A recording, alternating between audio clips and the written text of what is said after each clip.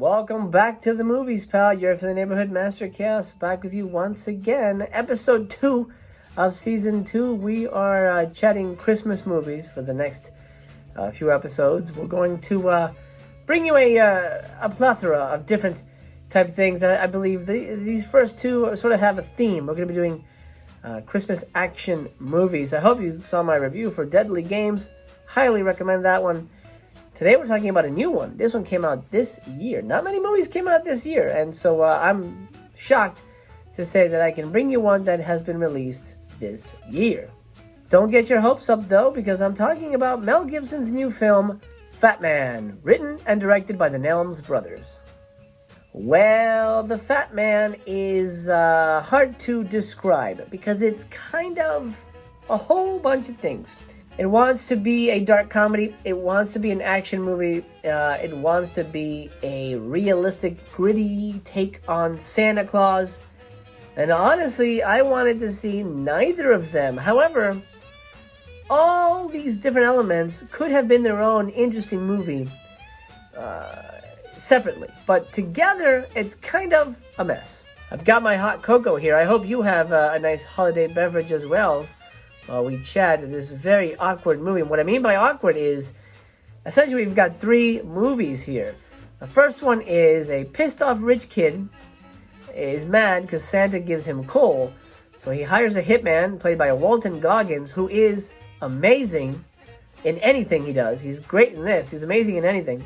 Hires Walton Goggins as an assassin to go kill Santa Claus for revenge. Of course, unbeknownst to the kid, well, actually the kid does know this, Walton Goggins is obsessed with Santa Claus, and he considers it a personal honor to go and take out Santa Claus, who also dissed him with some coal back in his formative years. Second story involves a jaded Santa Claus who's had enough and has lost his Christmas spirit, and he has to find a way to regain it, just to basically keep moving on with his life instead of just kind of dragging his feet and being a grumpy asshole, essentially. FYI, that Santa Claus is played by none other than super racist Mel Gibson, who, by the way, is really good in the movie. I'm not going to fault him on that. He's actually really good in anything. He's just a really solid actor, despite his personal feelings on things. And I honestly would have loved to have seen this movie really be about a Santa who's lost his Christmas spirit, and he's just kind of like a grumpy Gus. And he throughout the course of the movie, he discovers why it's important for him to exist and why Christmas is important and things, yada, yada, yada. He finds his Christmas spirit. It didn't happen in this movie, but we get a glimpse as to what this movie could have been. Fuck me. Story number 3 involves that grumpy Santa Claus. Now, apparently there's too many naughty kids in the world. And so the toy turnout at Santa's workshop has been very low compared to other years. And in this world, the government, I guess, subsidizes his ventures. So he hasn't been making enough to keep the factory going, to be able to pay the elves or whatever. And so the government comes in with an offer. Hey, if you take this government contract to build jet engine parts or whatever, then we'll be able to give you more money. You'll be able to keep the workshop going, yada yada. So basically, it posits Santa Claus as a blue-collar working schlub who has to worry about bills and paying the rent and potentially losing his job and things like that. It's really odd because you would think, okay, so is the movie saying that Santa Claus isn't a magical being? He's just a guy that the government hired to deliver presents or whatever? No, Mel Gibson plays a magical fucking Santa Claus, whereas he gets shot and lives. He's super strong. For some reason, I didn't get why Santa would be super strong, but he can lift heavy things, and I didn't get why that's a trait that Santa's known for. A bodybuilding Santa Claus. I didn't really get that. But essentially we have 3 different movies here. Hitman movie, Santa lost his Christmas spirit, and now Santa has to work for the man in a blue-collar style, and he hangs out at bars, and he drinks, takes whiskey shots. It's a very odd Santa Claus. I'm going to give it to you straight. I didn't like this movie. I didn't like this movie for a number of reasons, and I'll point those out to you in a minute. But essentially what you have here, I think it could have worked if it wasn't so messy, if there wasn't so much going on, at the same time, nothing going on. Because only really one storyline is resolved, and that's the Hitman storyline. The bulk of the movie is Walton Goggins is hired, and he travels to Alaska, where the North Pole is, to kill Santa Claus. That's pretty much the entire movie is him traveling. Then we cut to Santa Claus, and it's him trying to keep his factory together. And by the way, he's got elves. They're magical elves. They've got the ears and everything, and they eat cake. You know, there's a funny scene in the cafeteria where the soldier's like, what are you guys eating? Like, oh yeah, we eat cakes and candies. It helps us work faster. So it's all magical. So I still don't understand why they need money, why they need to worry about paying bills. I mean, hey, government, this is a magical motherfucking being. What are you talking about? You're making him do this stuff. He's magical. Too many logic problems for me in that storyline. There's one great scene in this that involves the Santa lost his Christmas spirit story, where he's out in the barn and Mrs. Claus comes out. By the way, Mrs. Claus is played by, I'm sorry, I may get her name mistaken, Marianne Jean-Baptiste. She comes out and she hands him a file folder, and in it there's a picture of a little girl with a fire truck, and then a picture of her grown up, and she's a fireman. And then there's another scene with this little boy with like a little cooking, you know, cook oven, like a little kid's oven. And then a picture of him grown up, and he's in a fancy restaurant with a chef's outfit. And Santa's like, oh my God, I've actually changed the lives of a lot of people.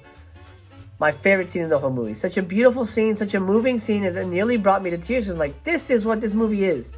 Is this movie going to be It's a Wonderful Life for Santa Claus? Please, please, please. Please be that movie. It turned out to not be that.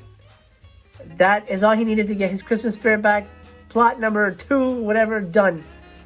Then the hitman comes, and you would think, oh, okay, this is somehow going to work, because there's a lot of soldiers on the property, so they're going to team up with Santa to kill the hitman, or maybe the hitman's going to chase Santa into the woods, and Santa's going to have to use his magic, or his super strength, or his knowledge of nature, or survival, or whatever, to best the hitman. No, one quick scene, a couple shootouts, and that's it.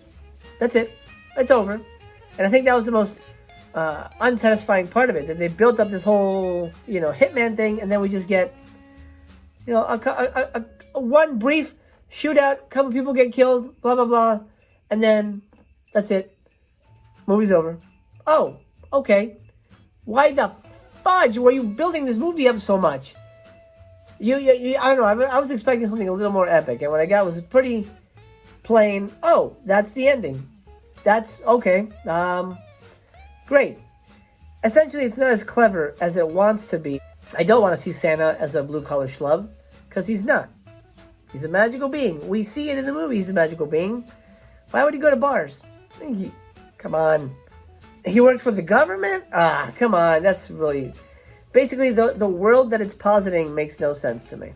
Not as to what we know about Santa, but as to how it works in the logic of the world. It just doesn't make any sense. I mean, if people, if the world accepts Santa Claus, the government accepts Santa Claus, the hitman knows Santa Claus is real, why would he think that he could just shoot him?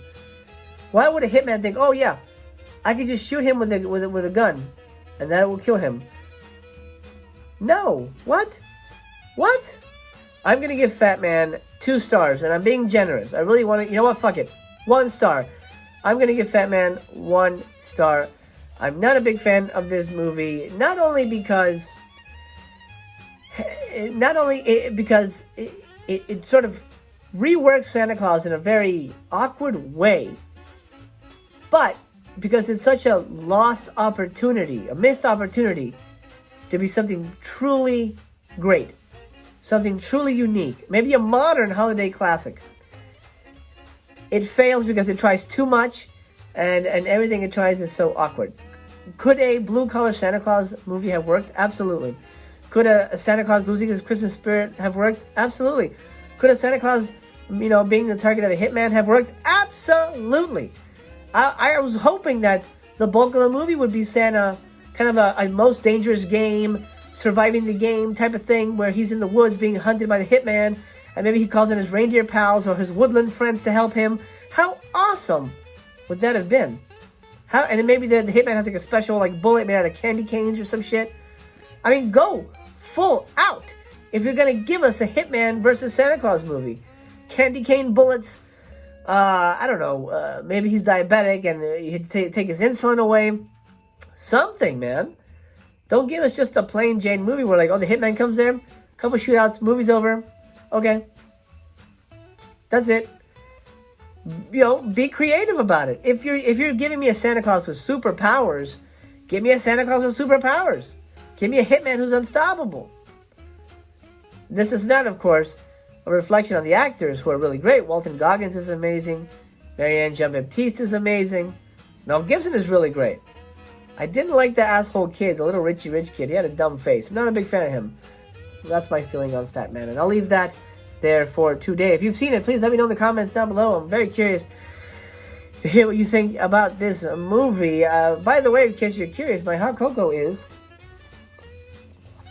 quite delightful. Okay, pal, I'm going to close the theater down for now. It's time to pull the curtain across the silver screen here. It's snowing in the theater, and I don't want the projector to freeze. So, pal, until we meet again, please remember, you're from the neighborhood. Master Chaos loves you. If you're new here, please consider subscribing. If you do, you'll see me tomorrow. Master Chaos comes at you daily. Master Chaos Theaters come every other day. Right now, during the Christmas season, I'm trying to post Monday, Wednesday, Friday, up until Christmas week. Well, I'm going to be posting all day movie reviews. Not all day, every day up until Christmas movie reviews. So I hope I'll see you. I hope you'll stick around. Hope I'll see you then. Stay tuned for the next episode of Master Chaos Theater. My friend, I love you very much. I appreciate your time. I hope you're doing well. Happy holidays. Happy holidays. It's getting cold in here, so I'm going to bid you adieu. I have been your friendly neighborhood Master Chaos, and you have been entertained.